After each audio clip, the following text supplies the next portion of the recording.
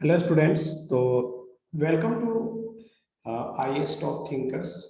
And यहाँ पे हम लोगों ने इन्वायरमेंट एंड इकोलॉजी स्टार्ट किया था अभी। और ये इकोसिस्टम के बारे में आज हम लोग पढ़ने वाले हैं। लास्ट क्लास में हम लोग बेसिक कंसेप्ट पढ़े थे, क्या क्या सिलेबस हमारे आईएएस में आ सकते हैं, कहाँ कहाँ से क्वेश्चन आ सकते हैं, इसके बारे में पढ़े थे। आज हम लोग जो है इकोसिस्टम के बारे में पढ़ेंगे। इससे पहले हम लोगों ने इकोलॉजी के बारे में समझे थे, डेफिनेशन पार्ट पढ़े थे।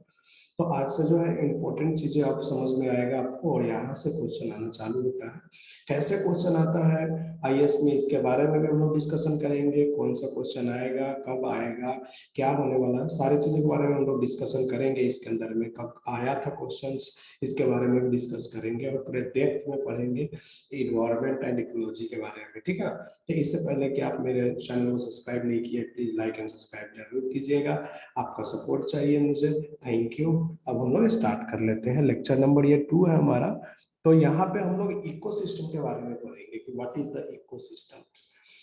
इकोसिस्टम को हम लोगों ने डिवाइड जो किया है वो 4 पार्ट्स में डिवाइड किया है। पहले इसको समझते हैं। इकोसिस्टम को हम लोगों ने फर्स्ट जो पार्ट है उसको हम लोग बोलते हैं फिजिकल।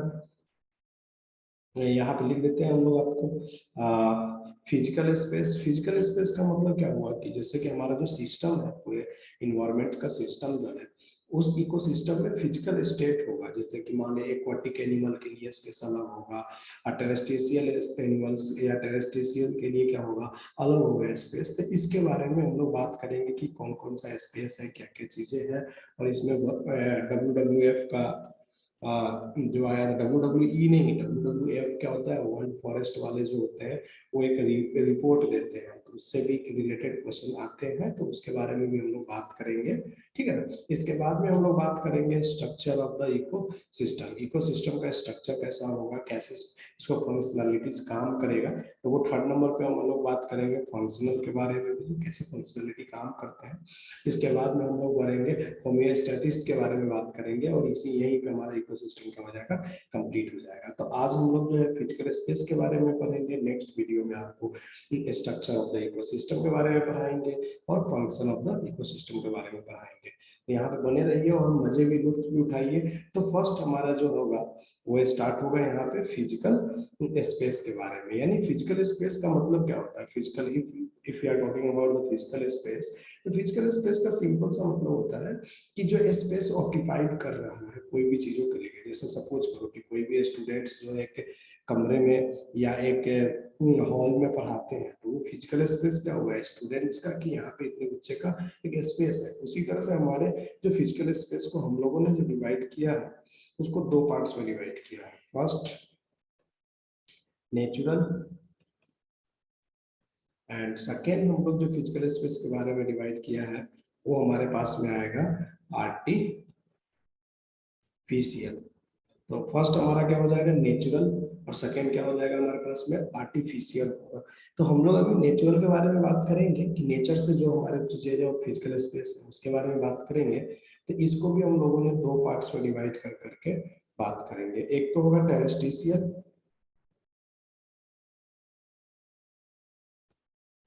एंड सेकेंड होगा एक्वाटिक। इसी तरह से हम लोगों ने आर्टिफिशियल को भी 2 पार्ट्स में डिवाइड किया है, टेरेस्ट्रियल और एक्वाटिक। ठीक है। तो ये 2 तरह के हमारे पास में क्या होते हैं, फिजिकल स्पेस होते हैं, नेचुरल फिजिकल स्पेस और आर्टिफिशियल फिजिकल स्पेस। फिर इसको हम लोग टेरेस्ट्रियल एक्वाटिक में बात किए। अब हमारा जो टेरेस्ट्रियल का जो होगा उसमें क्या क्या चीजें कंसीडर करेंगे हम लोग, क्या क्या चीजें होंगे। यानी कि एक टेरेस्ट्रियल का मतलब क्या होता है, थल पे यानी कि जमीन पे। एक्वाटिक का मतलब क्या होता है, जल पे यानी कि जल में। तो हम लोग 2 तरह के डिवाइड करेंगे। तो इसमें हम लोग फर्स्ट जो पढ़ेंगे हम लोग इसके बारे में पढ़ेंगे फॉरेस्ट के बारे में, फॉरेस्ट के बारे में पढ़ेंगे, ग्रास लैंड के बारे में पढ़ेंगे, और भी है बहुत सारे एग्जाम्पल। जैसे डिजर्ट के बारे में पढ़ेंगे। डिजर्ट्स जैसे आप लोगों ने राजस्थान का डिजर्ट सुना होगा, हॉट डिजर्ट, कोल्ड डिजर्ट्स। तो ये सारी चीजों के बारे में यहाँ पे हम लोगों को मतलब पढ़ना है और जानना है। इसके बाद में हम लोग पढ़ेंगे एक्वाटिक में। हम लोग 3 पार्ट्स में एक्वाटिक को एक्चुअली डिवाइड किया हम लोगों ने। यहाँ पे फ्रेश वाटर, सॉरी, यहाँ पे फ्रेश वाटर हो जाएगा। सेकेंड जो है हमारे पास में जो जिसको डिवाइड किया है हम लोगों ने उसको ब्रैकिश वाटर बोलते हैं हम लोग।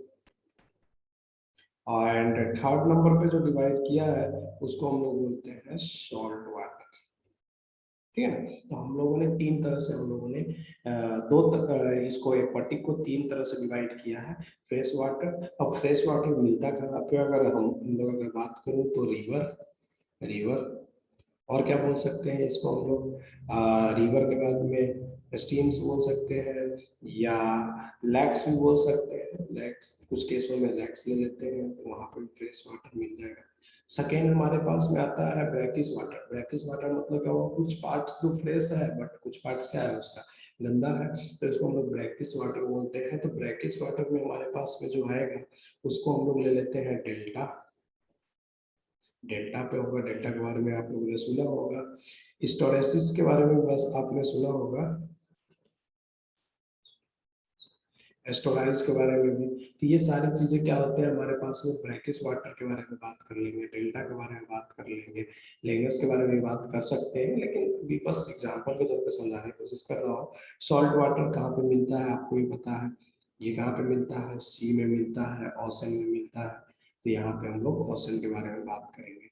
तो this is the our natural physical space. तो आपको नेचर से समझ में आ गया होगा फिजिकल स्पेस का मतलब क्या होता है। नेचर से जो जो चीजें क्या हमारे पास में होंगे उसके बारे में बात करेंगे। अब आर्टिफिशियल फिजिकल स्टेट, फिजिकल में क्या क्या चीजों के बारे में बात करेंगे, तो फर्स्ट हम लोग बात करेंगे जैसे कि हम लोग सिंपल अगर बात करूँ तो क्रॉप्स। क्रॉप्स जो होता है आर्टिफिशियल होता है, जिसको हम लोग क्या करते हैं रिप्रोड्यूस करते हैं और फिर काट भी देते हैं, खत्म भी कर देते हैं। तो उसके बाद में पार्क्स, मैन मेड पार्क्स जो होते हैं वो हो जाएंगे। जुरासिक पार्क टाइप का नहीं, जो हमारे घर के पीछे आसपास में जो पार्क होते हैं उसके बारे में हम लोग बात करते हैं। ठीक है, जिसमें गर्लफ्रेंड को घुमाने ले जाते हो तुम लोग। ठीक है, तो वो उसकी पार्क की बात कर रहे हैं, जैसे कि पास में धनुष पार्क है मेरे, तो इसके बारे में बात कर रहे हैं हम लोग। ये हो जाएंगे गार्डन, जिसको हाँ गार्डन भी बोल सकते हैं हम लोग इसको, तो गार्डन्स हो जाएंगे। और भी क्या हो सकते हैं, फार्म हो सकते हैं, जहाँ पे हम लोग क्या करते हैं शादी के बाद में फार्म हाउस पे जाते हैं घूमने के लिए, मस्ती करने के लिए। तो ये सारी चीजें हो सकते हैं। ठीक है, तो इसी तरह से हमारे पास में एक्वाटिक में क्या क्या चीजें हो सकता है। एक्वाटिक में जैसे कि हम लोग फर्स्ट अगर मैं बात करूँ तो कुआं का नाम सुना होगा, मैं इसकी बात कर लेता हूँ मैं। सेकेंड क्या हो जाएगा, कैनल से बात कर लेता हूँ मैं, जो नाला बना करके पानी को हम लोग फ्लो कराते हैं। थर्ड नंबर पे हम लोग बात कर सकते हैं जैसे हम लोग खुद क्या कहते हैं सी से क्या बनाते हैं, सॉल्ट बनाते हैं, तो उसको हम लोग बोल सकते हैं aqua culture. Aqua culture pond भी बोल सकते हैं हम इसको, तो एक्वा कल्चर पॉन्ड्स। ये सारी चीजें क्या है हमारे पास में, जो मैनमेड है, एक आर्टिफिशियल है। तो इस तरह से हम लोग फिजिकल स्पेस को दो पार्ट्स में डिवाइड किया था।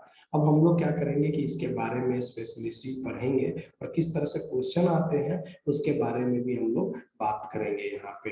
ठीक है ना। तो अभी हम लोग क्या करेंगे, फिजिकल स्पेस को किन किन पार्ट्स में डिवाइड किया है उसके बारे में थोड़ा सा हम लोग बात करते हैं कि फिजिकल स्पेस को कैसे हम लोग समझेंगे। तो पहले हम लोग फिजिकल स्पेस की तो हम लोगों ने दो पार्ट्स में डिवाइड किया है।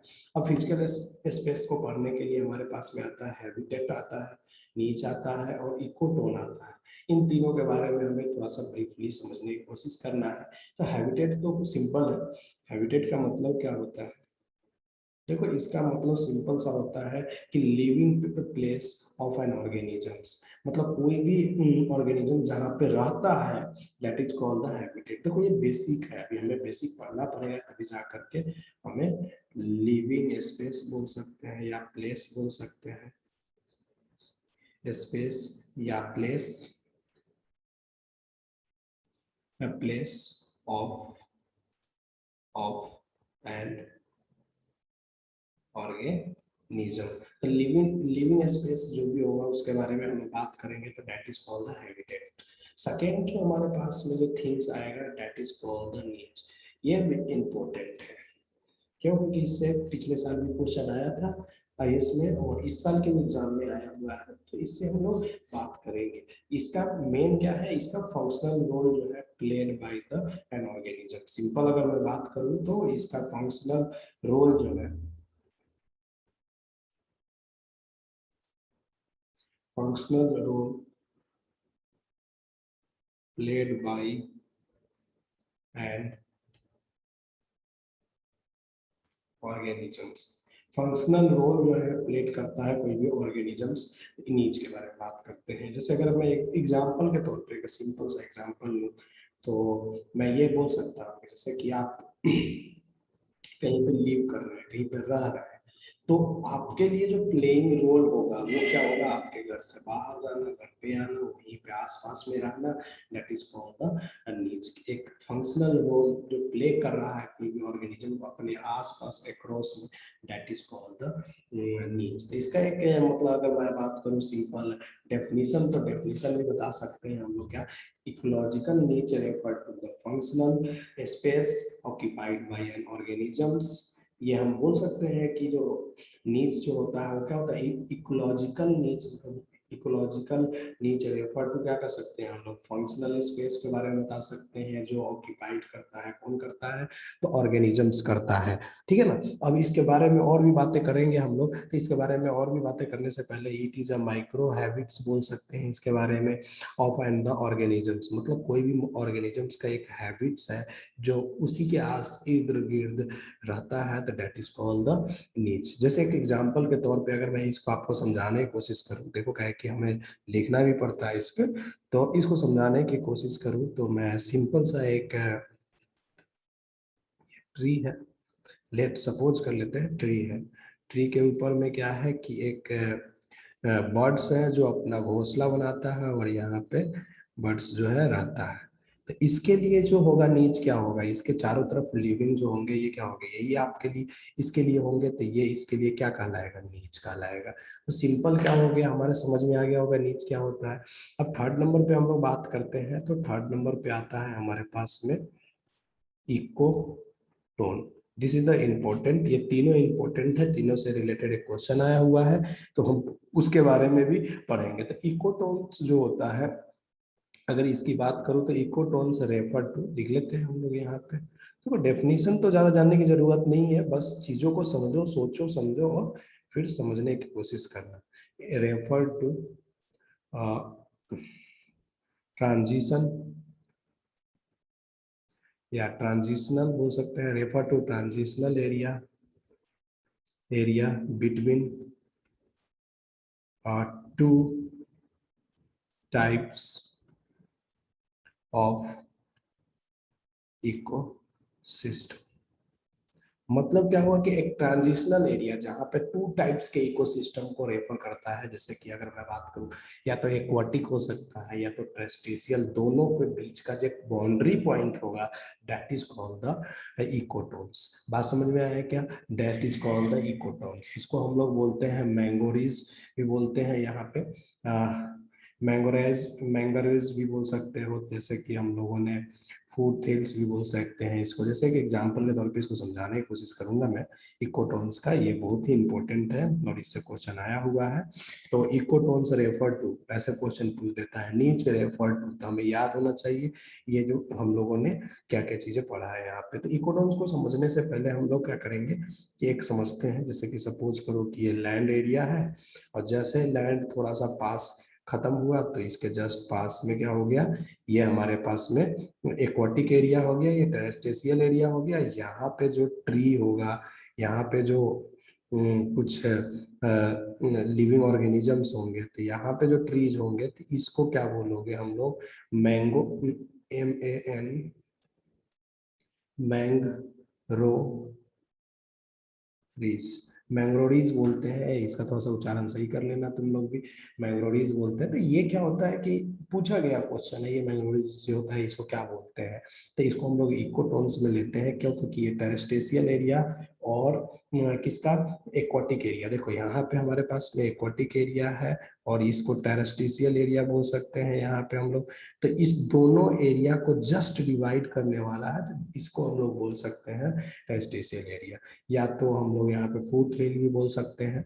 जैसे सपोज करो ना कि जब कभी बाढ़ आता है, तो बाढ़ या तो पानी आता है, तो क्या करते हैं हम लोग, पानी को पानी के जब बांध बनते, एक बांध होता है सीधे बना देते हैं, उसके जस्ट इस साइड जो होंगे उसको बोलते हैं कि इस इधर वाले जो पानी वाले एरिया हो गया, और इस साइड जो होंगे अगर मान लो कि अर्थ वाला टेरेस्ट्रियल एरिया हो गया, तो वो बीच वाले जो पोर्शन है जो डिवाइड कर रहा है, इसको हम लोग बोलते हैं इकोटोन। तो यहाँ पे हम लोगों ने इकोटोन के बारे में यही पढ़ा है। Ecotone is refer to the terrestrial area between the two types of the ecosystem. तो आई थिंक आपको समझ में आ गया होगा इकोसिस्टम इकोटोन्स के बारे में। अब हम लोग थोड़ा सा एक इससे हट करके कुछ क्वेश्चंस करते हैं, जैसे कि पिछले साल की क्वेश्चन, पिछले 2017 का क्वेश्चन आया हुआ है, तो उसके बारे में हम लोग थोड़ा सा टर्टल्स के बारे में पढ़ेंगे हम लोग कि लेदर बैक टर्टल्स क्या होता है, ऑलिव रेड टर्टल्स क्या होता है, इसके बारे में पढ़ेंगे। तो इससे तो क्वेश्चन भी पूछा गया है कि ये तो देखो अपने इंडिया में कहाँ पे होता है, उड़ीसा में होता है। और एक मिनट बस इसको थोड़ा सा सही सन पढ़ाने की कोशिश कर रहे हैं। ये उड़ीसा में होता है और अंडमान निकोबार द्वीप समूह में भी होता है। एक मिनट में देख लेता हूँ।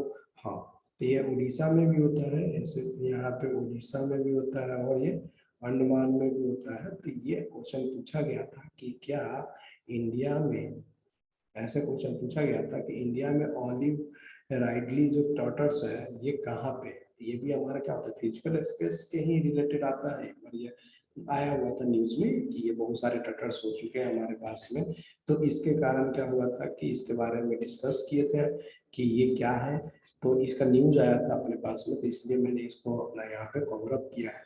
तो इंडिया में जो होता है ये उड़ीसा उड़ीसा में भी होता है और अंडमान निकोबार में भी होता है। इसी तरह से लेदर बैग जो होता है एक साउथ अफ्रीका में, हम लोगों ने नाम सुना होगा।